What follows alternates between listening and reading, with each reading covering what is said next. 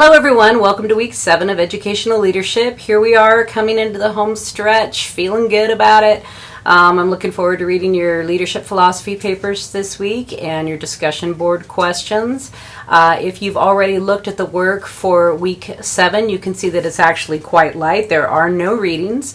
The focus is on just making sure that you're working on your group project, either your article or your movie with your other members. If you're having any problems with members, problems getting hold of them, or something's going awry, please make sure you contact me right away so I can help figure that out for you. So all of the directions for that I've posted in the announcements. Of course, you can find them under course content as well. So basically the lesson tonight is we're just going to talk for a minute about your one question that you'll be answering on the discussion board this week. And the question is, one of the very real truisms about leadership is that it can be lonely at the top and quite stressful. Please describe some of the ways you as a leader manage stress in your life. Well, this question to me, I think it's an interesting topic because I've seen it in all different areas of my life about being lonely at the top and being a leader and how to manage that stress. When I first experienced this is back when I was recording, and I was on Hollywood Records, Walt Disney's label. I was 26 at the time. I was offered the Cinderella deal where I just happened to make some music. Somebody happened to take the tape to the president of the company, and next thing I knew, I was performing acoustically for him at his home and signed to a 6-figure deal like within a week. I was so excited about that. I was so young, and I think back about it now, and I didn't take it for granted, but I was just young about it. I just thought, oh, this is great. I didn't realize what had just happened. And I thought everybody would be really happy for me. And what I found was that my contemporaries, my peers, the people I'd been playing music with all along, there was a lot of jealousy and bitterness about the fact that I got this amazing deal and that they didn't have this amazing deal. And I was kind of stunned by that because I had always been under the impression that if somebody got in the door, okay, in the musical field, if somebody got in the door, then that opened the door for others, and that person could do what they could to bring other people in.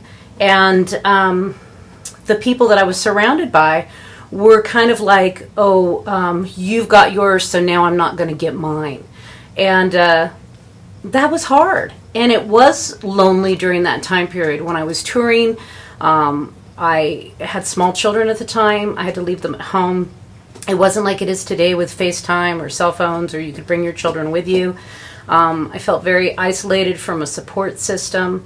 I loved playing. I loved making music. I loved all of those things, but I found it really hard to manage my stress at that time because I just was so young and I didn't know how to handle what people were saying about me and what was happening and why they were being so bitter when I was, not doing anything to deserve that. I have found that same thing can happen in education when you're a leader.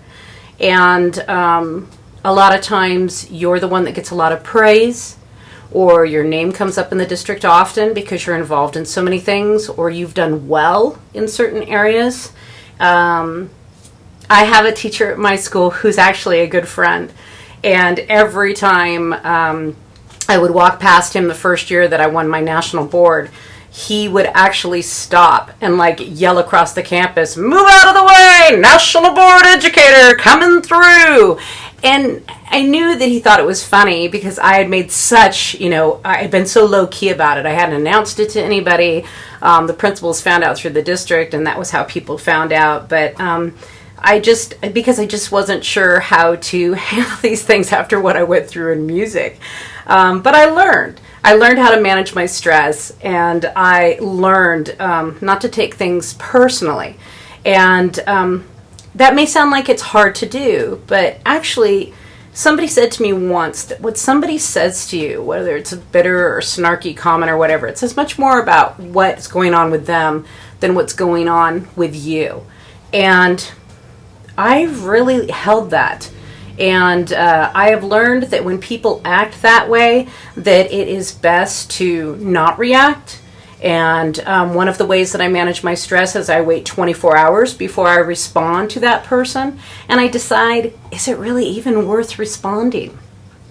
Another thing that I do to manage my stress is that I make sure that I do have a support system in place of people who do have my best interest at heart and aren't upset when something wonderful happens to me. That's in my writing now. My best friend, Patrick Tobin, he actually wrote Jennifer Aniston's Cake, the movie that she just did, and he's writing 2 new films right now. He's my best friend. I'm very, very proud of all of his accomplishments, and even while he's doing all of those things, he still makes sure to support me. It's the same in education. I surround myself with teachers who support me, and we support each other. And so one of my managements of stress is making sure that I move to the outer circle people who may not have my best interest at heart or support me. Excuse me for one moment.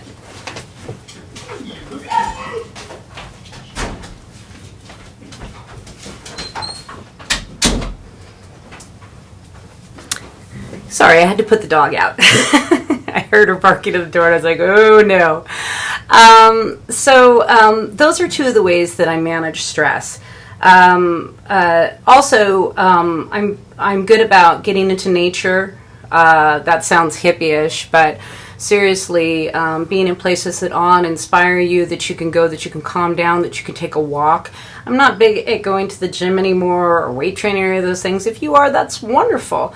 But for me, it's about basically just getting out, moving, enjoying life.